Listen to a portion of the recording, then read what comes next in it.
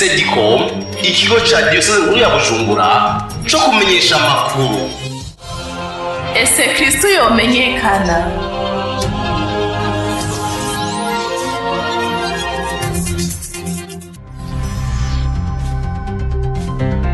Amakuru mu Kirundi mushikirizwa na Sedicom.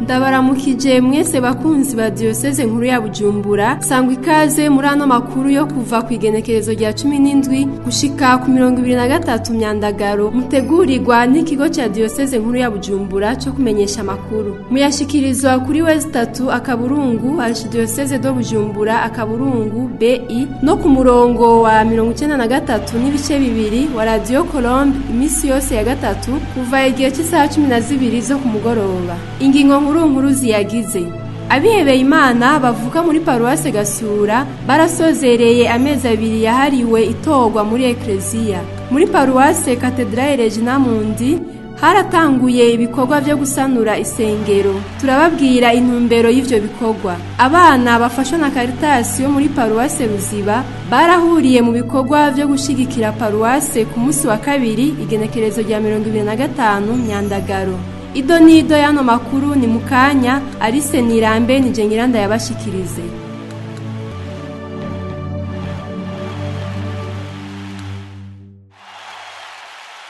Ndasubiriye kubaramutsa. Ano makuru tuyahere mu gisata citorwa. Mu gusozera amezi 2 Mukakaro hamwe na Myandagaro yahariwe itorwa muri ekleziya, abasaserdoti n'abihebeye Imana abariko baratohoza umuhamagaro bavuka muri paruwase Gasura yitiriwe abamaratiri b'i Buganda barahuriye muri iyo paruwase ku munsi w'Imana igenekerezo rya 23 Myandagaro. Ido nido na Oswald Manirankunda. Imvukira z'abihebeye Imana z'iyo paruwase ya Gasura zari zahishikiye nka zose kugira dusangire muneza kuyo munsi. Ibiro vyo munsi vyabereye mpuka ya misa mwijambo ry'ikaze Patiri mukuru wa paruwase Gasura Patiri Pierre Claver Ntondereye yakiriye abihebeye Imana bose n'abariko baregereza ibanga ry'ubusaserdoti, yongera aributsa abakristu abariko bagomba kwihebera Imana baba abara mu Burundi n'abandi mu bindi bihugu. Patiri Pascal niyo nkuru imvukira paruwase Gasura niwe yahavanye ayobora inkuka ya misa yabereye mu byo birori ari kumwe na Patiri mukuru yo paruwase Patiri Pierre Claver Ntondereye hamwe na Patiri ajejwe imihari n'imigwi muri iyo paruwase Patiri Leonidas. Yashimikiye mu ijambo ry'Imana y'uyo munsi aho Petero yahabwe imfunguruzo z'ubwami bw'ijuru, emwe mu gihe cyo gukenguruka indirimbo, amazina, inanga, ingoma baratamba baratarika vyasamiranye ntiworaba. Twahavanye rero twegera Furera Olivier Dukunze imvukira kandi iyo paruwase ya Gasura akabubu ari mu gihugu ca Kenya, aratubwira uko yabonye uyu munsi mukuru, aranderekana kandi n'akanyamuneza.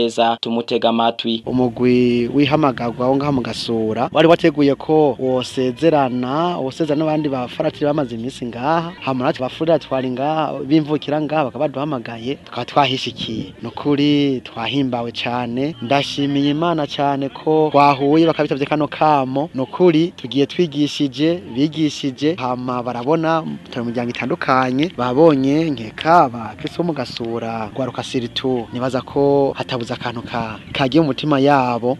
Marego ndibuka rumfera abigishije babwira ati nyabona twaje kubiba twabivye, rero ubu dusigaje ko haza kugira isarura. Turangiza tubamenyesha ko paruwase Gasura ifise abihebeye Imana baba 16. Paruwase Gasura Oswald Manirankunda. Muri paruwase yitiriwe Papa Yohani wa 23 Mwiranda y'Ibuzira Canda hari akanyamuneza kadasanzwe ku munsi wa gatandatu igenekerezo rya 22 Myandagaro kaho Patiri Yohani Bosco Habonimana yararamutse ahereza inkuka y'imisa yo gukengurukira Imana ku ngabire y'ubusaserdoti yagabanye. Ido nido na Donatien Munezero.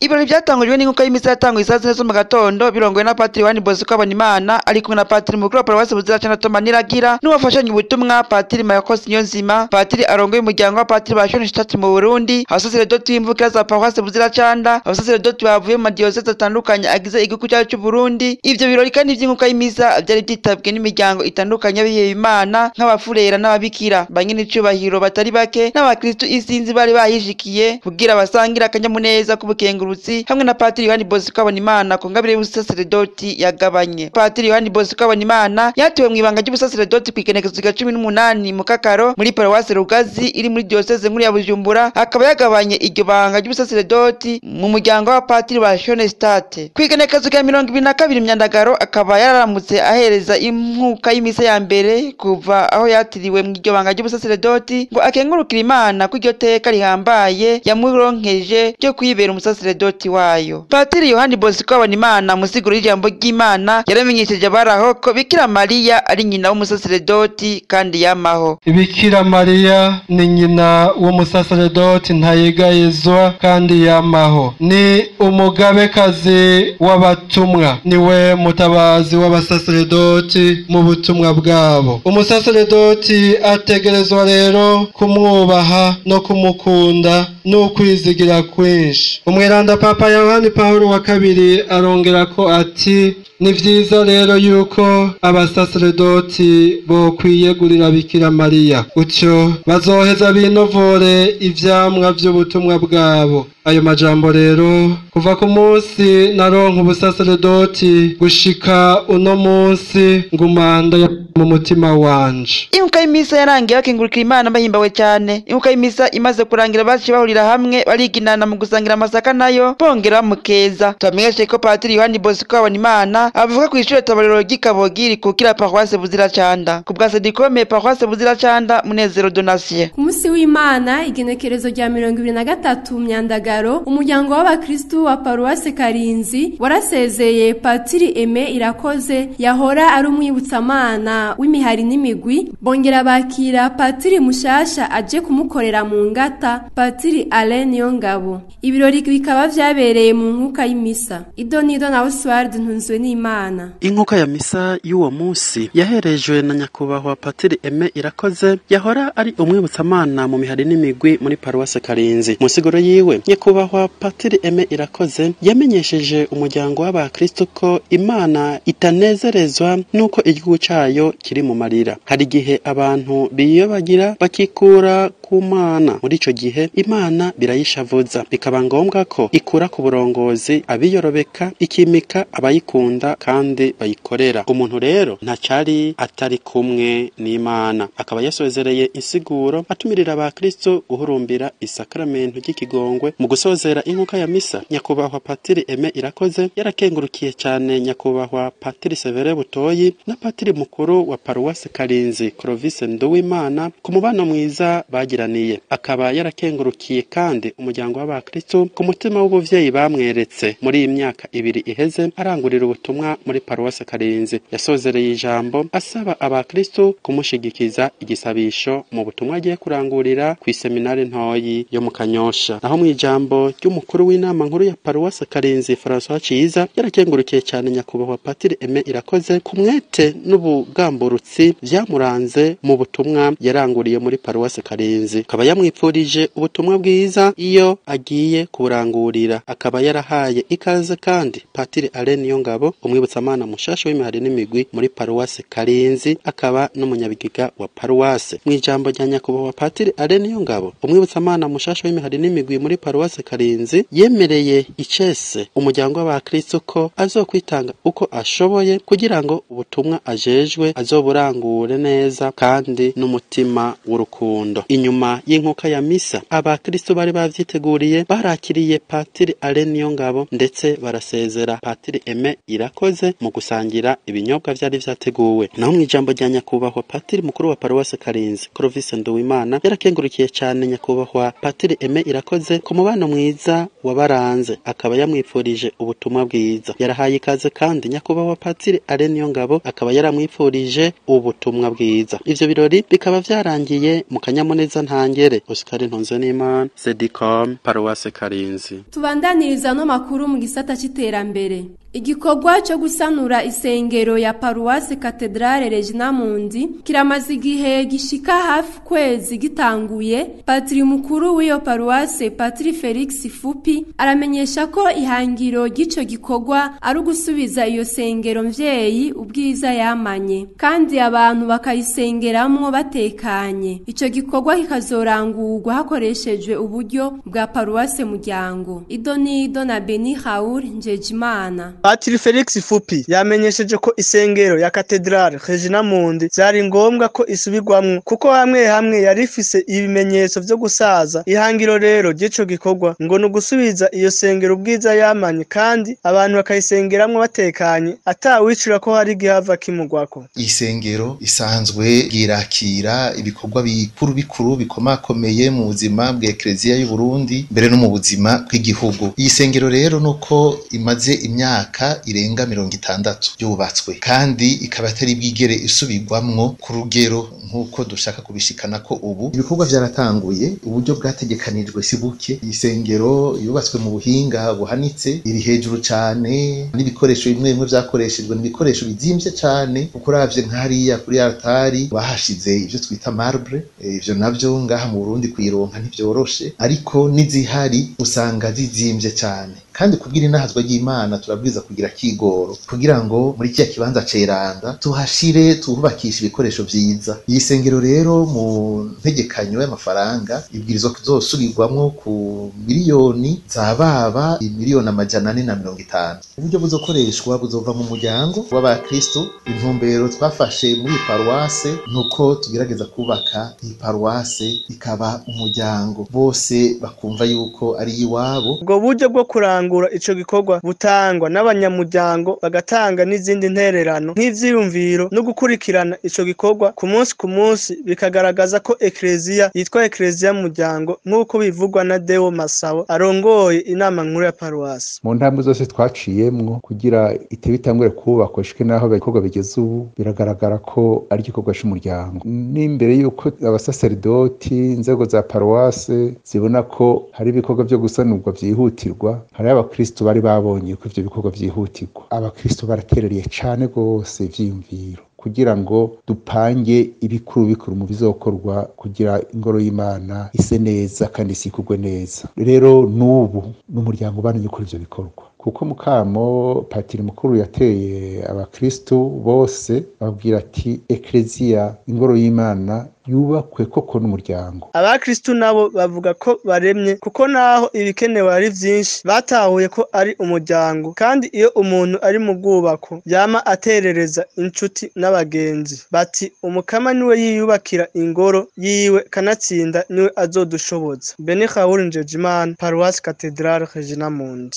Tubandaniriza no makuru mu gisata c'imibano. Abana bafashwa na Caritas yo muri paruwase Ruziba yitiriwe Mama Teresa w'ikarikita barahuriye mu bikorwa vyo gushigikira paruwase ku munsi wa kabiri igenekerezo rya 25 Myandagaro. Idonido na Donatien Nzobonimpa. Nkuko bisanzwe bitunganije n'amaparuwase atandukanye, paruwase yitiriwe na Mama Teresa w'ikarikita mu Ruziba bisanzwe ifise Caritas. Iyo Caritas kabisanzwe ifasha abana na cane bari mu mashure mu kubaronsa ibikoresho nkenerwa vy'ishure. Kuri yo 25 Myandagaro abo bana tukaba twabasanze kuri paruwase bariko barafasha mu bikorwa bimwe vya paruwase, bari kumwe na patiri mukuru kumwe n'abarongoye Caritas ya paruwase. Mw'ijambo twashikirijwe na patiri mukuru wa paruwase Patiri Petero Karaveri Gacumu aratuvyira vyinshi kuri uwo mugambi wa Caritas. Tumwumvirize. Turamaze imyaka itari mike dutanguye umugambi wo gushigikira abana bantabonikora bari muri paruwase basanzwe bari mu mashure mato eka mbe n'ayisumbuye. Turabashigikira mu bijanye n'kwaba hafi mu bikoresho vy'ishure mu gihe twabironse, ariko kenshi turakunda no kubironka mbere, tukabashigikira baba hafi n'igihe bari kw'ishure kugira ngo turabe ko ibikoresho tubaha babikoresha neza kandi bafitiye akamaro kugira ngo babashe gutera imbere nabo mu bumenyi. Ubu rero mu gihe cici turategura n'ibikoresho ibikorwa bidasanzwe abo bana gugwaruka rero rukaza kwitangira paroisse bagasukura paroisse bagashigikira mu bikorwa by'iterambere paroisse birimwo kwa vy'ingoro y'Imana kugira ngo nabo nyene baheze batanga umuganda maze mu gihe tubaha ibikoresho nabo nyene babe bavyitangiye. Nimubona Speciose asanzwe ari mu barongoye Caritas ya Paroisse Ruziba atuye umugambi aba bantu urabafasha cane nitumwumvirize. Bituma ubwa mbere ho badaheba ishuri kuko ntibagira umwitware ngo turabuze wikaye ngo turabuze iki, hanyuma bigatuma natwe Paroisse tubona ko dufise urwaruka tuko turafasha. Ku bana bari baje muri ivyo bikorwa bamwe muri bo baratubwiye ico Caritas ibafasha nitubumvirize. Irandosa ibikoresho vy'ishure ikandosa n'amahera yo kurira ku ishure nukuri je ndashima ukundi hayira twitaho n'ubu nibandanye idufasha. Ndi umunyeshure iyi Caritas kabanyakiriye kamwaka w'11 kugeza na n'ubu ikinkurikirana irandonsa ibikoresho by'ishure ikandonsa n'amahera y'ishure eka n'ubu iracyanyitaho ico no isaba nuko yokwama ikomeza kwitaho n'abandi bameze nka twebwe. Mwomenye yuko Paroisse Ruziba isanzwe ifise Caritas zibiri zihakorera, imwe akaba ari Caritas ya Paroisse isanzwe ifasha abana barenga amajana 200, hakaba na Caritas y'umwigeme w'umutaliyano kazi, iyo nayo ikaba yaramwitiriwe ikaba isanzwe yitwa Caritas ya Claudia Cole. Donatien Zobonimpa, Sedicom, Paroisse yitiriwe Umweranda Mama Teresa w'ikarikuta mu Ruziba.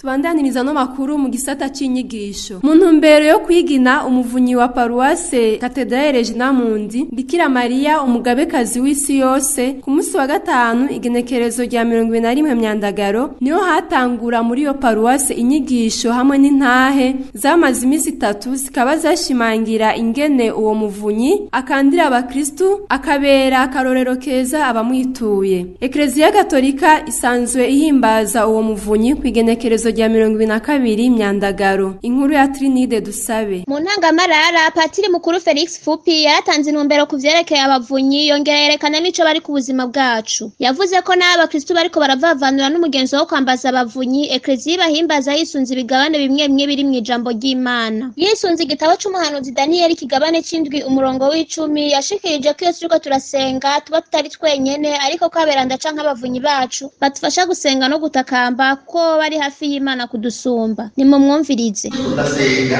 igihe n'amazubira nubwo ndasenga cyane senga kumwe n'abegera Imana n'abari kumwe n'Imana n'abatsinze y'amakuba bakamfasha gusaba bakamfasha gusenga niba igisabisho cyanjye kigoye guseruka cyane kugira ngo ntazi gusenga mugabo igihe ndi kumwe n'umuvunyi wanje igihe ndi kumwe n'aberanda nuko menya ko ntari jyenyine. Yongeye avuga kandi ko abo bavunyi badukingira bakatugwanira kuko ari abavyeyi bacu. Atariko rero muberanda bose Bikira Maria niwe mweranda kuri abandi bose kuko yibarutse umukiza akaba kandi ari umwamikazi w'ijuru n'isi.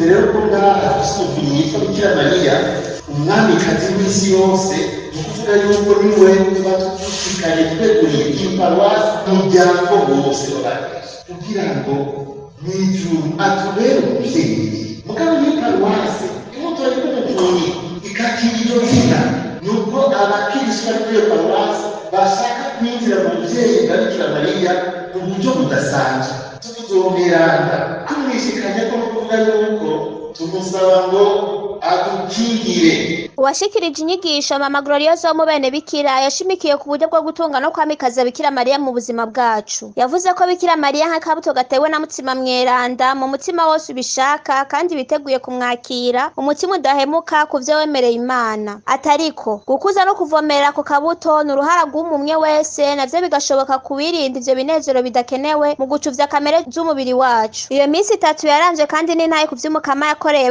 bamwe iciye ku mugabekazi w'isi yose Bikira Maria yongera irangwa n'igisabisho aho batibagiye gutura uwo muvunyi igikorwa ca Paroisse cyo gusanura isengero. Twamenyesha ko iyo misi yo kwigina umuvunyi wa Paroisse Cathedrale Regina Mundi yasozerewe ku Imana ugira 21 wo mu mwaka A mu nkuka y'imisa y'isaha 4. Trinide Dusabe ku bwa Paroisse Cathedrale Regina Mundi. Muri Paroisse Kiganda harateguwe amahwaniro ku bari mu mihari n'imigwi ku bisata bitandukanye vyo muri yo Paroisse ku magenekerezo ya 6 n'indwi 12 na 13 hamwe na 19 na 20 Myandagaro uku kwezi turimwo. Idonido na Timote ndayikengurukiye. Ayo mahwaniro yari yateguwe ku civugo ngo wa musore we ndabigutegetse aguruka. Muri ayo mahwaniro hari hatunganijwe inyigisho zino arizo zizi ibikomere vyo ku mutima, ingene ivyo bikomere vyokira, ibibangamiye ugwaruka hamwe n'inyigisho ya nyuma yavuga ico civugo nyene wa musore we ndabigutegetse aguruka. Ku magenekerezo ya 5 na 6 izo nyigisho zatangiwe ku ishure tabariro rya Kivyeyi, ku magenekerezo ya 12 na 13 zitangirwa mu Ishombo, zasozerewe ku iparuwase ku munsi wa 4 no wa 5 amagenekerezo ya 19 na 20 aho abakristo benshi bari basidukanye n'iyonka kuyakirira ivyiza vyo mukama. Abari baje muri izo nyigisho barahimbawe cyane, mbere baranashinga intahe bafatiye ku bikomere vyo ku mutima n'ingene bagiye kubikira. Abo twegereye baratuyagiye ivy'iryo hwaniro rigiye kubamarira, tubumvirize. Nk'umugene je nari ngaha naragiye numva nanje aho ibikomere nari ndabifise, nanje ndumvise yuko nzohaguruka mu bikomere nagize vyose kugira ngo nshobore kuvavanura n'ivyo vyose vyambabaje mu buzima bwanje. Izo nyigisho ico zigiye kumfasha mu buzima bwanje bwa misi yose nuko nohimiriza abandi basore kiretse n'undi gwaruka turetse n'abasore gusa, nkagerageza kumvisha abandi abamama abapapa ikizo nyigisho zavuze kuko zaragiye zitwigisha vyinshi. Abazidohe bagiye badoha n'impanuro nuko twoheba n'akaboregwe ibintu vy'ibiterasoni kuko arivyo vyaduteye bikomere. Kanumwigisha mukuru w'igisata ca Kivyeyi umushinga naye Tito Nduwimana aratubwira ivyamwa yiteze kuri iryo hwaniro, tumutega amatwi. Inyuma y'iri hwaniro tugiye tuca tubandanya tubaba hafi cane cane tubagumize muri izi nyigisho bari bagize imisi baronka, tubabaza ingene inyigisho barose ziriko ziragira ico zishikako mu miryango. Ca mbere kinyereka ko ivyamwa bizoboneka nuko mwabonye ko iri hwaniro gitabwe n'ugwaruka rwinshi kandi n'abavyeyi babo bakaba barimwo mu nyigisho nazo zashoboye gutangwa hanini zaje zigaruka mu bijanye nibiba mu muryango. Ayo mahwaniro atunganirijwe ku bisata kubera iki kiza ca coronavirus kugira ngo bagabanye abantu benshi, zikaba zatanzwe n'abafaratiri basanzwe bari mu buruhuko muri Paruwasi Kiganda hamwe n'umudiakoni n'abarayiki basanzwe barangura ubutumwa muri iyo paruwase. Aho hose hatunganirijwe inyigisho bamasozerera ku nkuka ya misa yagiye iraherezwa na Padiri Jean Marie Vianney Nduwimana asanzwe ari wajejwe ubutumwa bw'abakristo barayike muri iyo paruwase. Muri Paruwasi Kiganda Timote ndayikengurukiye ku bwa Sedicom. Muri Paruwase Regina Pacis yo muri Sokarti haratanzwe inyigisho zijanye n'uburyo kama bwo gutandukanya irondoka ku munsi wa 4 igenekerezo rya 20 Myandagaro. Iyo nyigisho ikaba yatanzwe na Patiri Pierre Nsengiyumva ari mu gisata cingo n'imiryango muri Diyoseze Nkuru ya Bujumbura. Abitavye izo nyigisho barashima kuko zizobungura ibitari bike. Idonido na Aline Ndayisenga. Mu nyigisho yatanze yaratanguye avuga ko nimba uri umugabo cyangwa umugore Imana yabishatse atari umwe yashatse kuvuka ari umugabo cyangwa ari umugore, ariko vyose ari kubishimira Imana. Nyuma y'ijambo ry'Imana yasomye ko iyo mamuko kigabane ca mbere umurongo wa 26 gushika kwa 28 iravuze ko Imana yemye umugabo n'umugore hamira bahezagira, heje kubahezagira irabaha ubutumwa bwo kurondoka ari kibanje kubahezagira. Iravuga kandi ko iryo banga ryagenewe umugabo n'umugore atari ryo gufyinisha. Nyuma y'inyigisho twaraze n'umupfasoni hica Burundi Imakira asanzwe akoresha ubwo buryo, yaratumiriye abandi kubukoresha cane. Yongera avuga ko n'umutambukanyi wiwe batanguye kubukoresha bateba ku mwana agira kane ariko babonyemwo ubudasa. Notumirira abantu batarakoresha ubwo buryo ko bobwijukira kuko twebwe mu rugo rwacu n'umutambukanyi wanje wo twubakanye twabutanguye dutevye tugeze ku mwana agira kane dufise 5 ariko twarabonye ubudasa kuko inyuma yo gukoresha ubu buryo twarorohewe cane mu rugo rwacu kuva mu migenderanire twari dufitaniye mu gutunganya ivyo mu rugo, urukundo ingene gwakuze hagati yacu, ingene ibibondo bibiri twareze dukoresha ubu buryo vyabaye ibibondo tubona ko twashoboye kubirera neza mu migenderanire twari dufitaniye n'ababanyi n'abagenzi, eka mu bintu bitari bike mu gutunganya uburyo bw'urugo vyabaye vyiza cane. Mbere n'uno munsi ndacabitangarira. Kamikazi Chantal umupfasoni yaraje ijyambere muri izo nyigisho, yarazishimye cyane, aravuga ko ari inyigisho zikomeye, aravuga ko uvyara umwana umwipfuza kandi umufitiye urukundo. Arasozera asaba yuko izo nyigisho zobandanya. Ndabona ko ari inyigisho zikomeye cyane kuko ziratuma abubatse bakomeza urukundo, bakumvikana ingene iryo banga borirangura babishizemo urukundo. Ziratuma byara umwana ihe umushatse